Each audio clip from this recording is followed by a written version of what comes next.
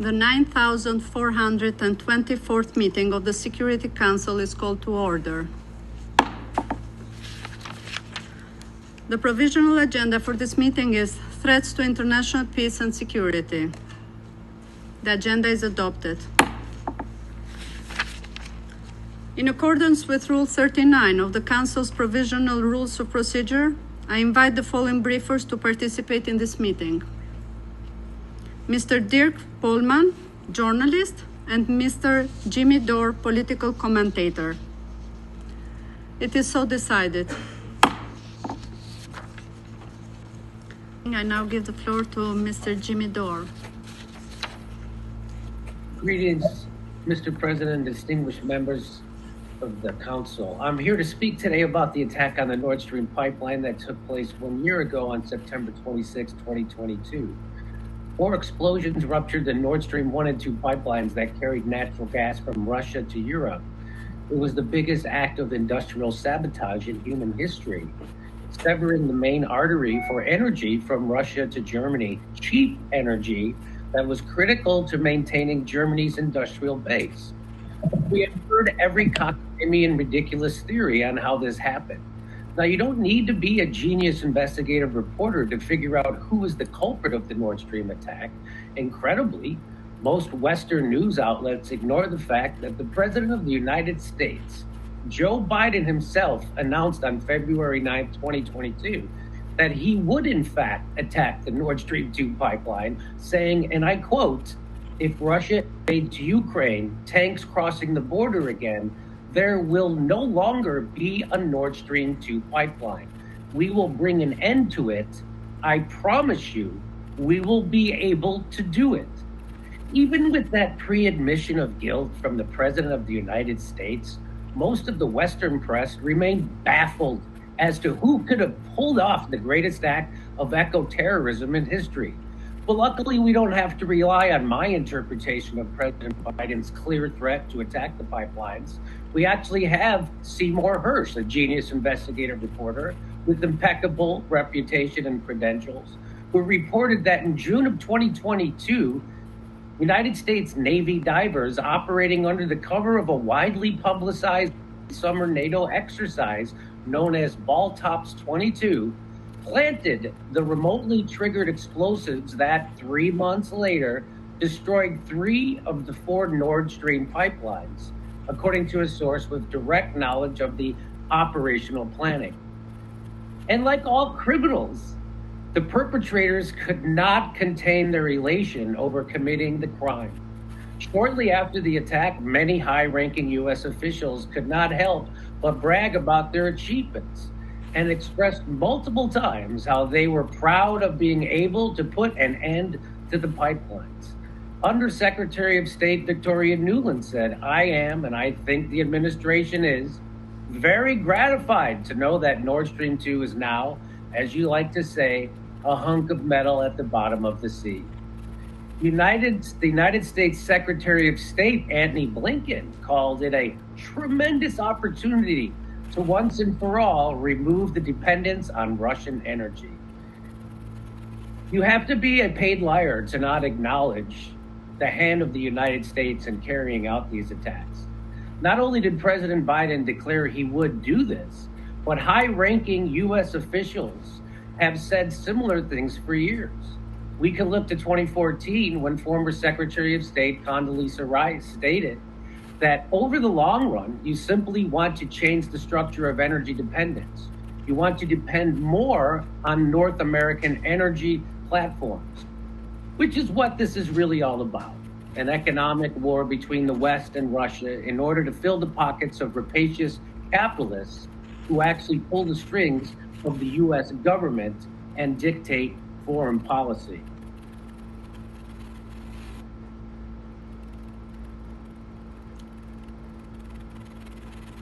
So let's pull back and take a look at the context in which this pipeline bombing occurred, shall we?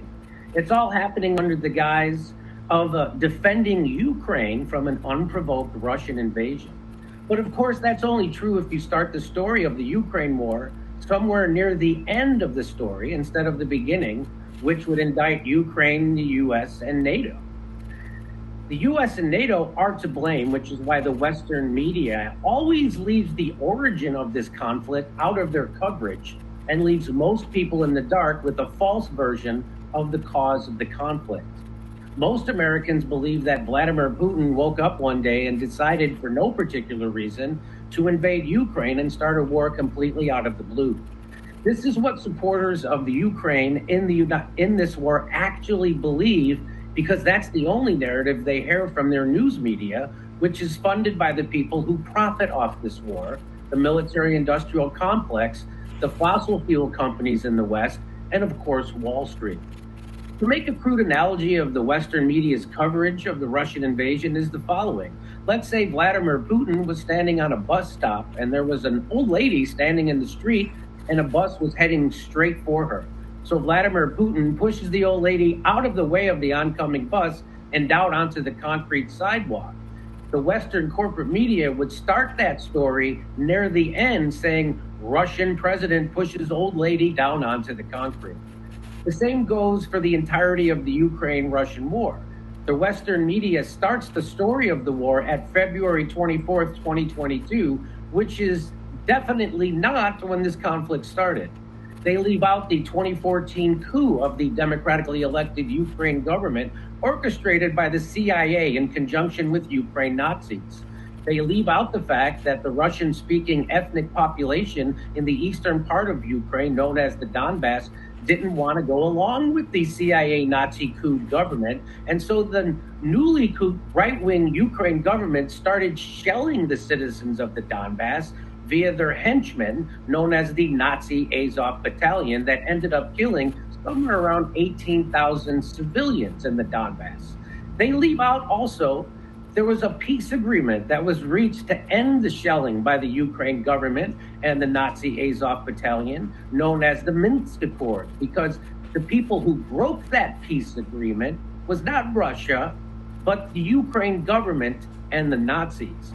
They leave out the fact that there was already an overall peaceful way to avoid war and the slaughter of hundreds of thousands of precious Ukrainians, which was recently admitted to by the Secretary General of NATO, who admitted that it was the expansion of NATO onto Russia's border that was the real prevarication, and the US and NATO refused to stop their expansion onto Russia's border. All this amnesia is necessary for the continued aggression and warmongering of the US and NATO to be accepted by the citizens of the United States and Europe. Well, I'm here to cure them of their amnesia and remind them of the true cause of not only the Nord Stream bombing, but of the entire Ukraine war and the destabilization of the Middle East, including Libya, Iraq, Afghanistan, and Syria. The reason for that is the imperialistic lust of the United States empire. The U.S. now has over 800 military bases around the world without being able to cite an actual threat to their sovereignty. The U.S. is now ending its empire the way all empires end, by overextending itself militarily while it starves its own people at home. The real threat is the threat of U.S. economic interests. The U.S. has for decades feared German engineering and capital joining Russia's natural resources and manpower. As elucidated very clearly by the founder of the U.S. intelligence firm Stratford, George Friedman, in his 2010 book says, quote, Russia does not threaten America's global position, but the mere possibility that it might collaborate with Europe and particularly Germany opens up the most significant threat in a decade, a long-term threat that needs to be nipped in the bud. Therefore, maintaining a powerful wedge between Germany and Russia is of overwhelming interest to the United States. For the U.S., Friedman added in 2015, the primordial fear is German technology and German capital, combining with Russian natural resources and Russian manpower to form the only combination that has for centuries scared the hell out of the United States. In this showdown, the U.S. aims to control the line from the Baltics to the Black Sea. Russia, by contrast, must have at least a neutral Ukraine, not a pro-Western Ukraine, because a neutral Ukraine would impede the primordially primordial U.S. goal of a Russian-German fissure. The U.S. has opted for a proxy war instead. The Western governments are silent, even as the U.S. says through anonymous sources that Ukraine is responsible for the Nord Stream attack, but they won't blame them publicly. And so the United States continues to arm Ukraine to the teeth in hopes of extending the war and avoiding peace. The Germans say it's Ukraine, but will not release their official investigation and will not make an announcement.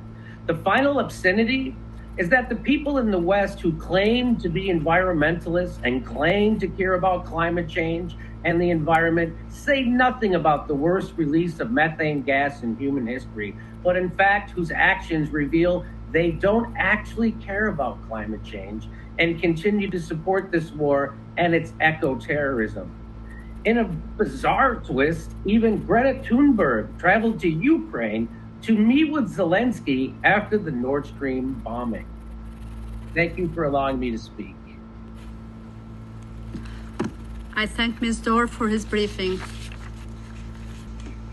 We thank Dirk Pohlman and Jimmy Dore for their briefings, which have once again demonstrated to the Security Council that the citizens of Western countries also have a great deal of questions for their governments amid the numerous inconsistencies in the narrative promoted by Washington and its allies in connection with the bombing of the Nord Stream gas pipelines in September 2022.